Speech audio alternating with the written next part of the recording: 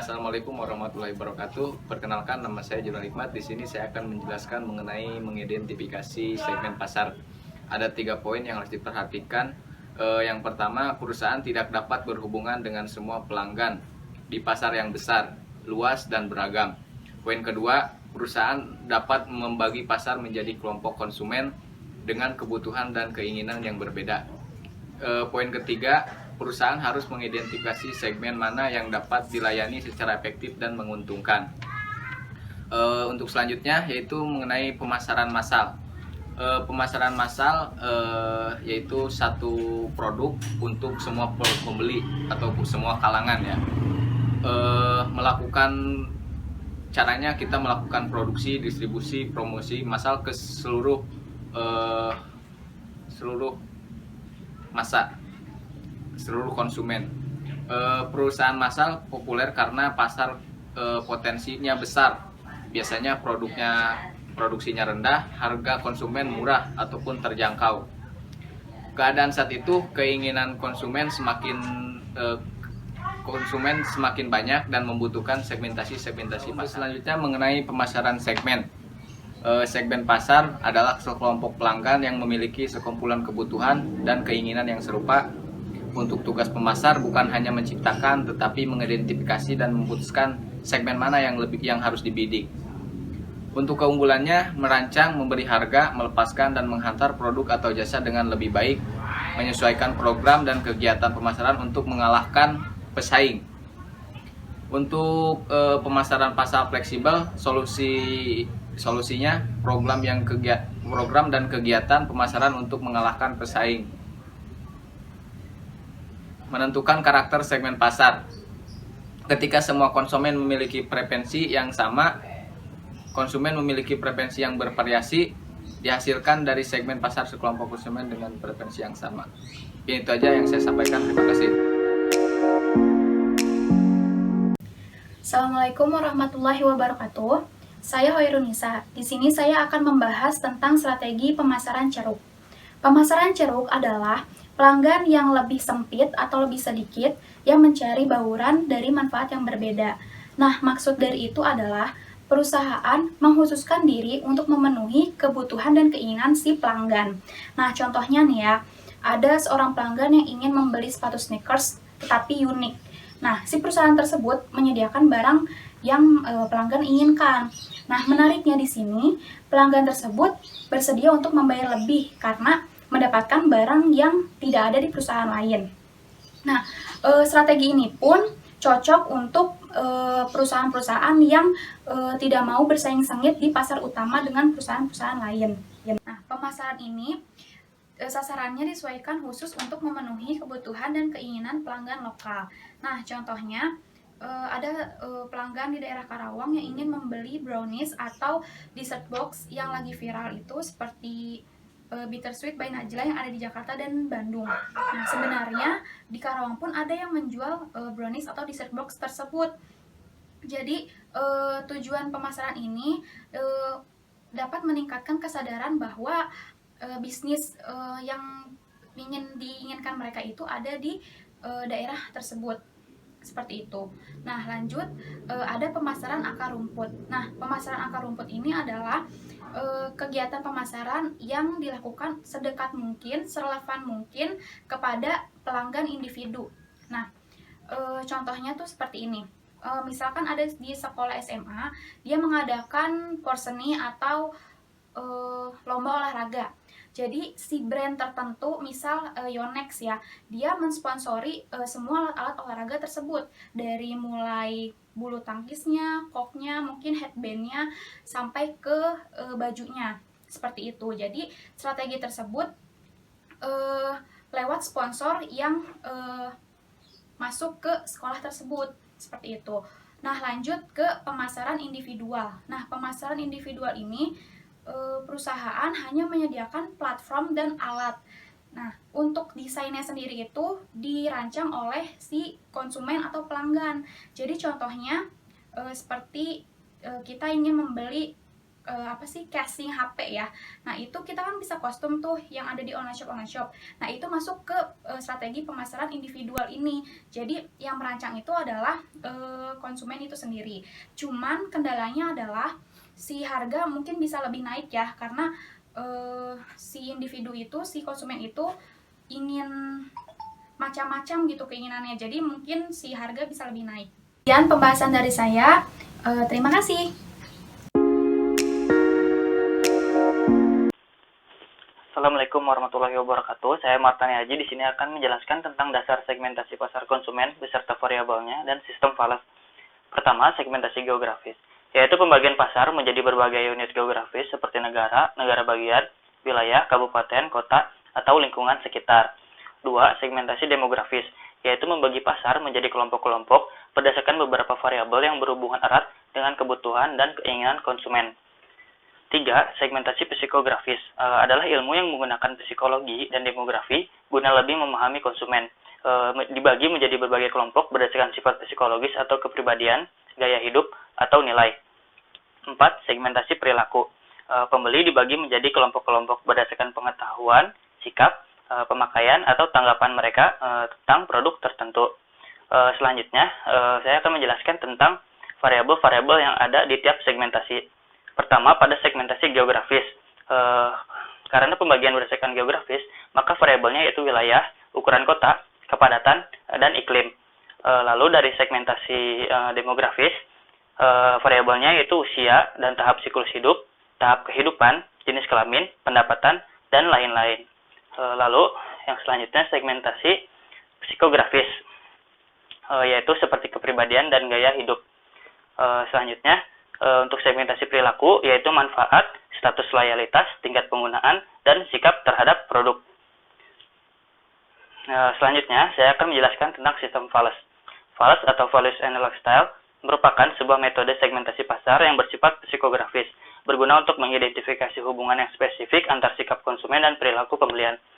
Konsumen dibagi berdasarkan tiga motivasi utama, yaitu motivasi ideal, yaitu konsumen memilih berdasarkan pengetahuan, keyakinan, dan prinsipnya, bukan atas perasaan atau keinginan untuk diakui secara sosial. Konsumen yang termasuk ke dalam motivasi ini yaitu adalah kelompok thinkers dan juga kelompok believers.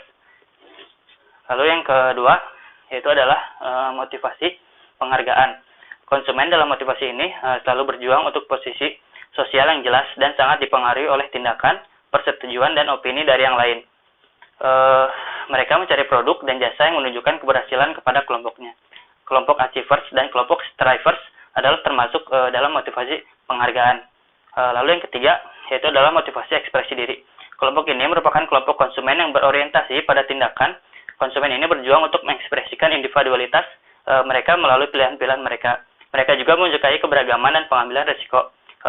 Kategori ini yaitu adalah kelompok experiencer dan kelompok makers. Pada diagram di PowerPoint menunjukkan rangkaian pembagian sumber daya dan inovasi, yaitu sumber daya tinggi, inovasi tinggi di posisi paling atas, dan sumber daya rendah, inovasi rendah di posisi paling bawah. Itu saja yang bisa saya jelaskan. Sekian dan terima kasih. Assalamualaikum warahmatullahi wabarakatuh. Nama saya Muhammad Rafsanjani. Di sini saya akan menjelaskan tentang pemecahan segmentasi perilaku. Di segmentasi perilaku, ada yang disebut dengan pasar sasaran. Pasar sasaran tersebut terbagi menjadi dua, yaitu yang tidak sadar dan sadar. Dan di bagian yang sadar ini terbagi lagi menjadi dua, yaitu yang tidak mencoba dan mencoba. Yang tidak mencoba itu terbagi lagi menjadi tiga, yaitu yang konsumen yang berpendapat negatif, netral, dan berpendapat positif. Sedangkan yang mencoba itu ada yang menolak, belum mengulangi, dan mengulangi. Menolak di sini yang dimaksud di sini adalah yang belum pernah mencoba produk tersebut, sedangkan yang belum mengulangi adalah yang sudah mencoba tetapi tidak membeli lagi produk tersebut. Sedangkan yang ketiga mengulangi atau repeat order. Sedangkan yang mengulangi tersebut terbagi lagi menjadi tiga, yaitu setia terhadap merek lain, suka beralih, setia terhadap merek. Yang dimaksud dengan setia terhadap merek lain itu Seperti misal Anda membeli sabun muka bermerek Gatsby, terus Anda beli merek lain lagi yaitu Nivea. Jadi Anda berpindah produk. Sedangkan yang suka beralih itu Anda suka beralih ke produk satu ke produk yang lainnya. Sedangkan setia terhadap merek. Jadi yang dimaksud di sini adalah setia terhadap merek awal pembelian produk. Setia terhadap merek terbagi lagi menjadi 3, yaitu pengguna ringan, pengguna reguler, dan pengguna berat. Selanjutnya adalah dasar segmentasi pasar bisnis. Segmentasi pasar bisnis itu ada yang disebut demografis. Ada 3 bagian. Yang pertama industri mana yang harus kita layani. Yang kedua ukuran perusahaan, berapa sih ukuran perusahaan yang harus kita layani. Yang ketiga lokasi yang menentukan wilayah geografis mana yang harus kita layani. Selanjutnya variabel operasi, yaitu teknologi. Apa sih teknologi pelanggan yang harus menjadi fokus kita? Selanjutnya status pengguna atau non pengguna. Apa kita harus melayani pengguna berat, pengguna menengah, dan pengguna ringan. Yang selanjutnya kapabilitas pelanggan. Apa kita harus melayani pelanggan yang memerlukan banyak dari layanan yang sedikit? Selanjutnya pendekatan pembelian. Organisasi fungsi pembelian. Apa kita harus melayani perusahaan dengan organisasi pembelian yang sangat tersentralisasi atau terdesentralisasi? Selanjutnya struktur kekuatan. Apakah kita harus melayani perusahaan yang didominasi secara engineering, secara finansial, dan seterusnya? Selanjutnya sifat dan hubungan yang ada. Apakah kita harus melayani perusahaan yang mempunyai hubungan kuat dengan kita atau hanya mengejar perusahaan yang paling diinginkan? Selanjutnya kebijakan pembelian umum. Apakah kita harus melayani yang lebih menyukai menyewa atau kontrak jasa atau pembelian sistem? Selanjutnya kriteria pembelian. Apakah kita harus melayani perusahaan yang mencari kualitas, jasa, atau harga? Selanjutnya ada dari faktor situasional. Yang pertama urgensi. Apakah kita harus melayani perusahaan yang memerlukan pengiriman atau layanan tepat dan mendadak? Selanjutnya aplikasi spesifik.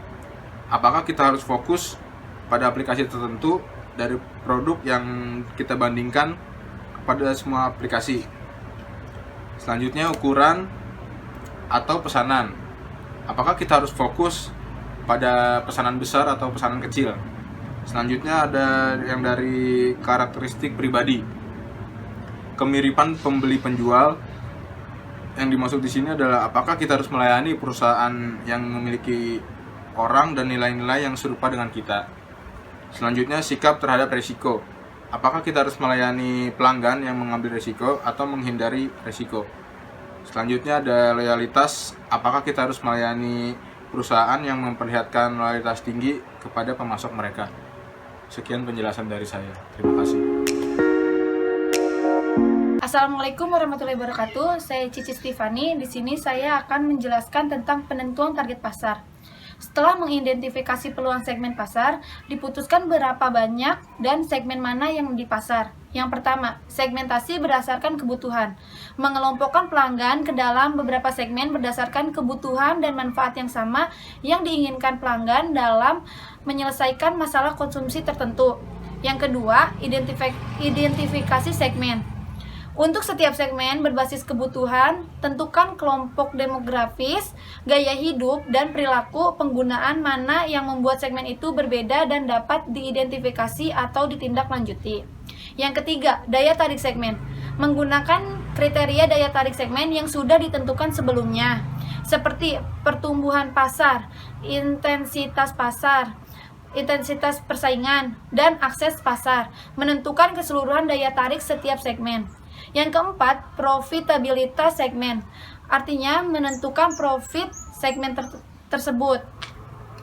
Yang kelima, positioning segmen. Untuk setiap segmen, ciptakan proposisi nilai dan strategi positioning.